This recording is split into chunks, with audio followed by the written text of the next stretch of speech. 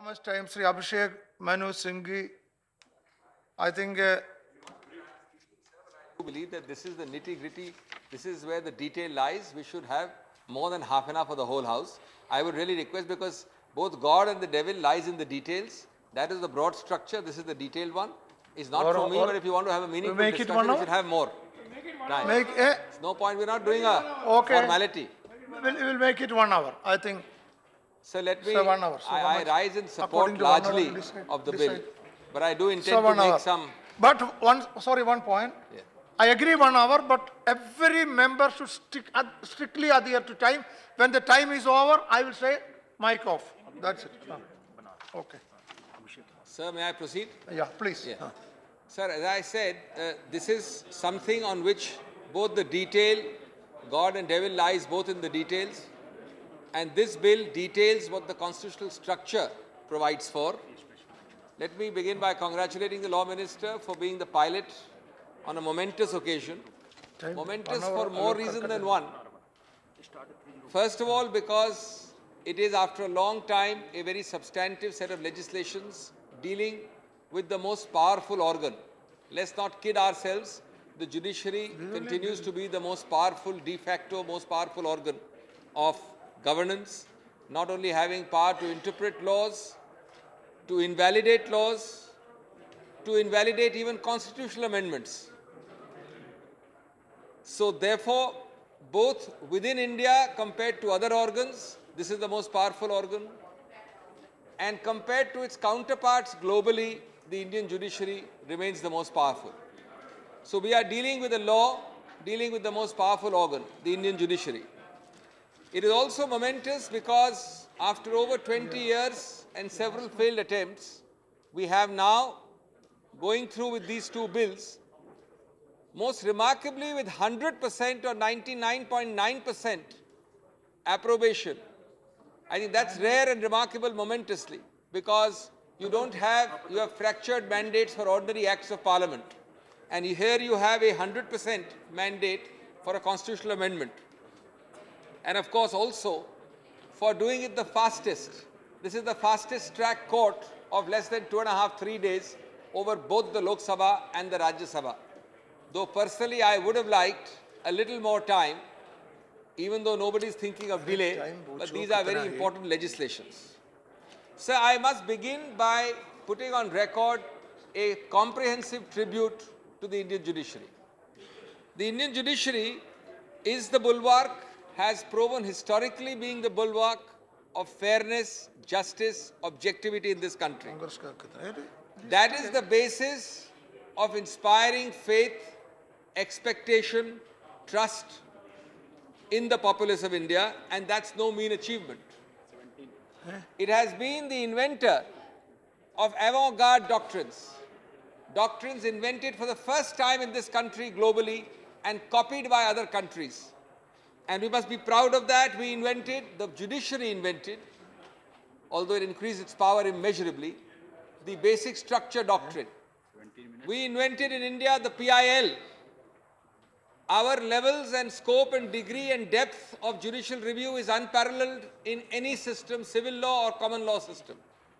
And therefore, we also do have the best and brightest in the judicial and legal sector compared to anywhere in the world. I think our judges do dispose of within a week what other judges dispose of in 1 year. Despite that, of course, we have this shameless, terrible scourge of backlog and arrears. But even then, the disposal rate of our judges is in a week, what other countries' judges takes more than a year. Mr. Chairman, sir, if you were to ask yourself the question as to one principal reason why, from a whole host of countries emerging from the 1930s to the 60s, from the yoke of imperialism, India was one out of 20, 30 countries, small countries, big countries, former colonies of Britain, France, Holland. India remains the only country which is a vibrant democracy. It's a remarkable achievement. What is the reason? One important reason is this bulwark of freedom, an independent judiciary, and you see the wrecks and the ruins of constitutionalism all over South Asia amongst our neighbors.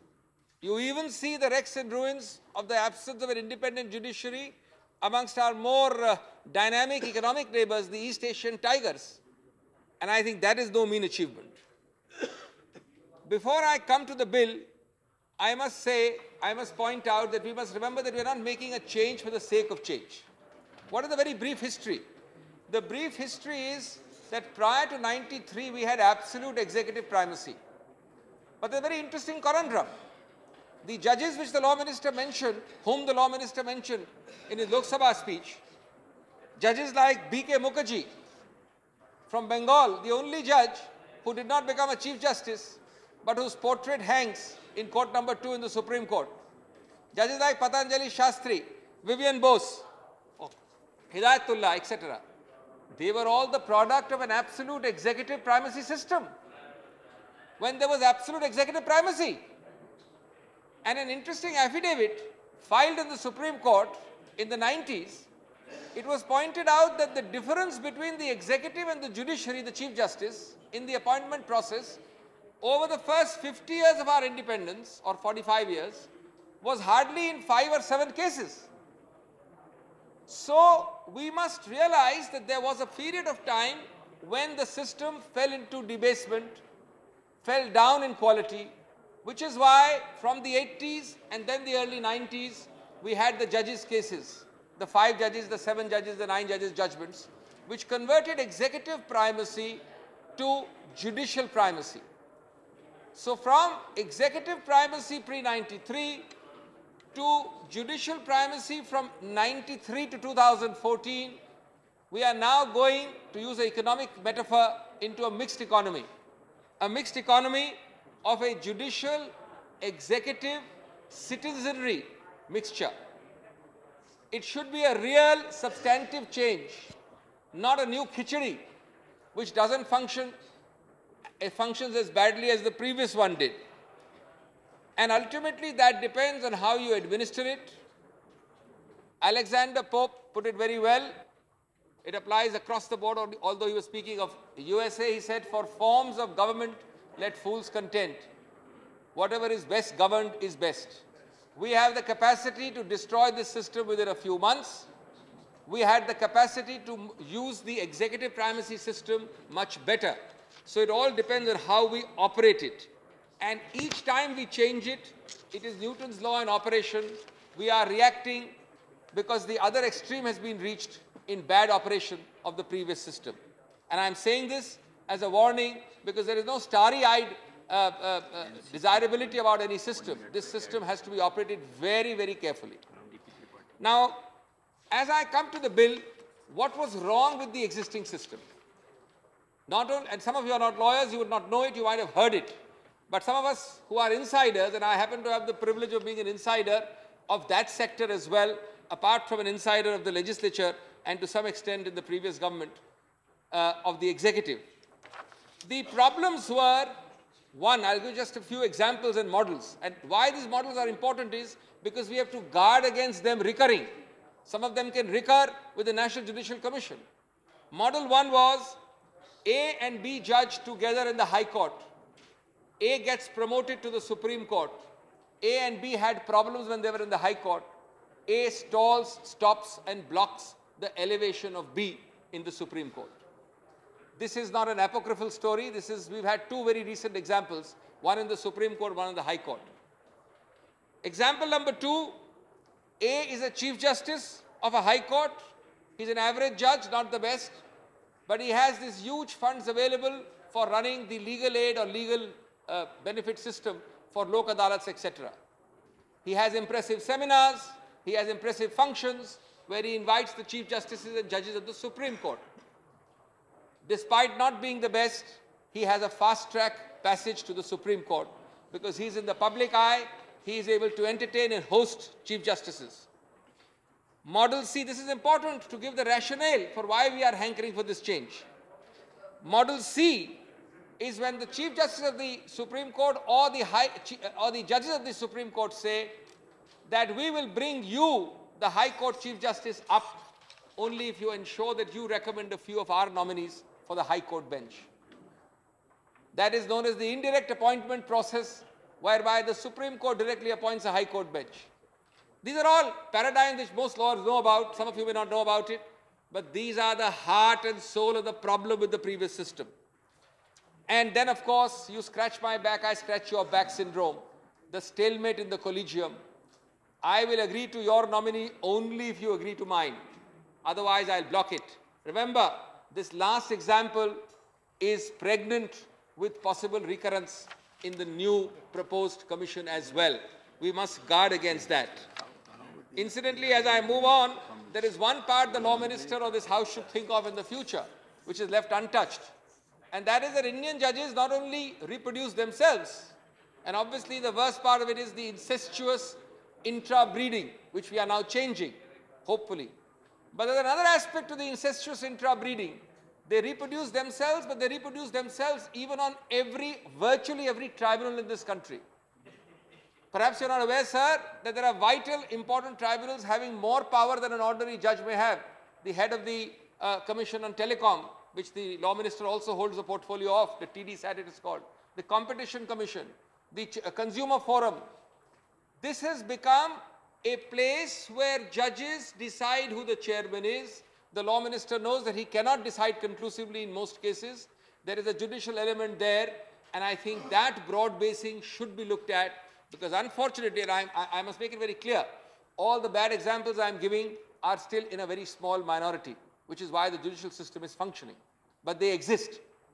Another bad example in the tribunal context is that if I happen to be lucky to sit with the Chief Justice on the bench, just before my retirement, I am given the option of choosing the best tribunal I'd like to go on. That could be the TDSAT, the Appellate Commission for Competition, or anything else. But that is a vast power which is also in the domain of the judiciary.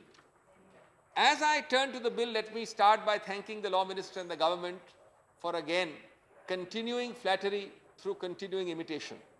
You did it partly in the insurance bill, you did it wholly in the budget, and again, this is our idea, broadly our structure, and imitation continues to be very flattering. But having said that, I must also add the fact that it's regrettable that when you imitate us, when you get into government, you walk out on largely the same bill when you are in the opposition. That doesn't mean imitation, that means hypocrisy. That's hypocrisy. But let me not get contentious because I have risen to support the bill. A few points for the Honourable Law Minister. This bill styles itself as a procedure for appointment, and we treat the constitutional amendment we just passed a short while ago as the basic substantive one. But that's a cardinal error, because this bill has several substantive provisions, and many of them were not in our model. I am not saying it out of negativity. I am making a constructive set of suggestions which may impinge on the constitutional validity of this bill in the near future. That doesn't arise out of fear. It arises out of good sense. This House is not afraid of passing a bill which might be invalidated by the judiciary. But this House cannot insulate that bill from invalidation by a 100% vote. This House can invalidate, can insulate the bill from invalidation if you make a good bill and you remove every possible weakness of invalidation. Now, on the bill, you have section 5(1). It brings in a very substantive change. I don't know if you've noticed it. It, in a sense, provides for and legitimizes a supersession by the National Judicial Commission. For the first time, Mr. Ravi Shankar Prasad and his government have added a small little four-word caveat. The National Judicial Commission shall appoint the Chief Justice of India, who is always by seniority. As you know, there was a huge outcry when Mrs. Indira Gandhi did a supersession way back in the 70s. Supersession is directly subversive of judicial independence, and judicial independence is a core part of basic structure. Now, there are four words in 5(1) which say you shall appoint the senior most, but if he is fit. That "but if he is fit" has not been with the executive or a mixed bag. It may have been partly a consideration of the judiciary. Formally, every outgoing Chief Justice of India recommends his successor, but that's a formal recommendation. If this power, and I'm only saying it for a future abuse, if this power is used by the NJC to suggest that the senior-most Chief Justice of India does not become, the senior-most Chief Justice of India is not succeeded by J1, then there is in effect supersession. Whether they are able to justify supersession by the other words, if he is considered fit, I doubt very much. Second, Dr. Abhishek Singhvi ji, you have got only 2 minutes more. Sir, can I ask for extension of 5 minutes? No, and some donation from somebody? And donation from somebody? I am begging for donation. Sir, the second point Because very even quickly, 1 minute speakers are there. sir, very quickly.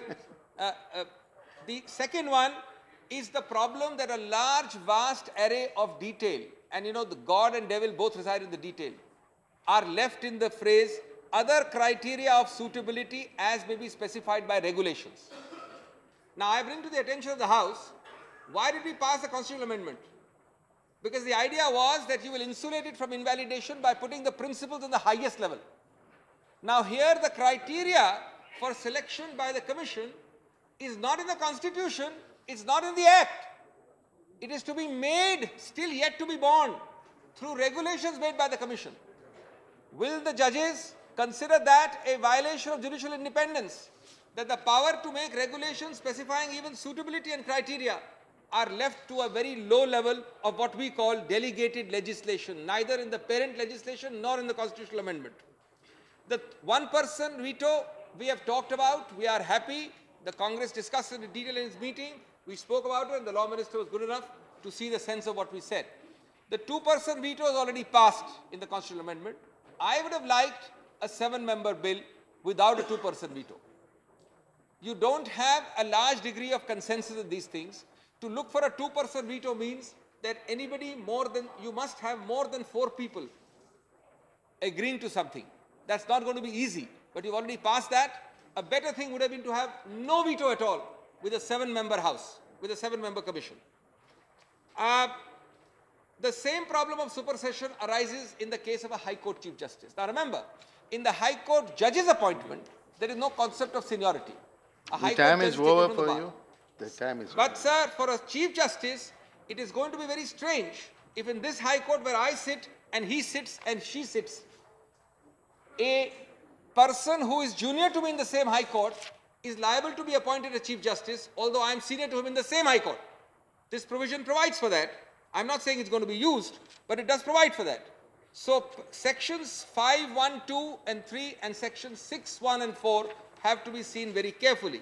And then of course the catch-all in section 6, 8, such are the conditions for selection as regulations may determine. This is selection of the judges themselves. No criteria are put. मैं बहुत सकारात्मक रूप से ये बोल रहा हूँ माननीय विधि मंत्री जी, मैं इसलिए बोल रहा हूँ क्योंकि मुझे कोई संदेह नहीं है कि निकट भविष्य में जिन लोगों ने ब्लड टेस्ट कर लिया है, न्यायपालिका ने 30-25 वर्षों से ब्लड टेस्ट किया है, वो इतने आसानी से अधिकार क्षेत्र छोड़ने वाले नहीं हैं। आपके सामने याचिका होगी, उसमें मूल ढांचे की बात होगी, ये सभी मुद्दे उस मूल ढांचे में उठाए जाएंगे और ऐसा न हो कि जो सर्वसम्मति 100% सम्मति से पास किया गया है वो निकट भविष्य में निरस्त किया जाए। मेरा सिर्फ यही उद्देश्य है। Sir 2 minutes more and I'm done. Rotation की बात हो चुकी है दूसरे सदन में, उसके बारे में सोचना चाहिए था, मैं समझता हूं। ये 6 महीने पहले वाला प्रावधान बहुत अच्छा है क्योंकि हमारे देश में जहां सिर्फ 850 जज होते हैं उच्च न्यायालय के, उनमें कम से कम 6-6 महीने 1-1 वर्ष का विलंब होता है नियुक्ति में। इतना लंबा विलंब, उसी कारण से एरियर्स बढ़ते हैं। तो किसी के सेवानिवृत्त होने के 6 महीने पहले इस बात को बिंदु बनाना बहुत अच्छी बात लिखी गई है, मैं सराहना करता हूं इसका। और स्थायी रूप से एक सेक्रेटेरिएट की आवश्यकता अति आवश्यक है। जो डेटाबेस की बात की माननीय विधि मंत्री ने, मैं चाहूंगा कि डेटाबेस नहीं, एक बहुत व्यापक सेक्रेटेरिएट चाहिए। हमारे कुछ मित्र बाहर हैं, वकील, एक आप पार्टी के भी वकील हैं, आप जानते हैं, उनका ये कहना है कि ये सब चीज बेकार है क्योंकि एक परमानेंट कमीशन होना चाहिए, स्थायी रूप का कमीशन। मैं उससे सहमत नहीं हूं क्योंकि स्थायी रूप का कमीशन का मतलब है कि सिर्फ सेवानिवृत्त जजेस बैठ सकते हैं या कोई और लोग जो जजेस नहीं हैं वो बैठे। लेकिन स्थायी कमीशन तो नहीं हो सकता, लेकिन स्थायी रूप की सेक्रेटेरिएट होनी चाहिए और व्यापक होनी चाहिए, बड़ी होनी चाहिए, कंप्यूटराइज्ड होनी चाहिए। Sir, I have much to say, but I am grateful for the limited time given. I would only conclude by saying, sir, that these are matters ultimately it depends on the operation, it depends on the comma and full stop, it depends on the nitty-gritty. I would be the most hurt if this excellent initiative is struck down by the courts. I don't think it will be stayed. Constitutional amendments are not stayed so easily, but it is liable to be struck down. So we as a House should exert ourselves fully to ensure, to the extent possible, nothing is foolproof, a foolproof bill, even if it takes longer, even if it takes some more effort. Thank you. Okay, thank you.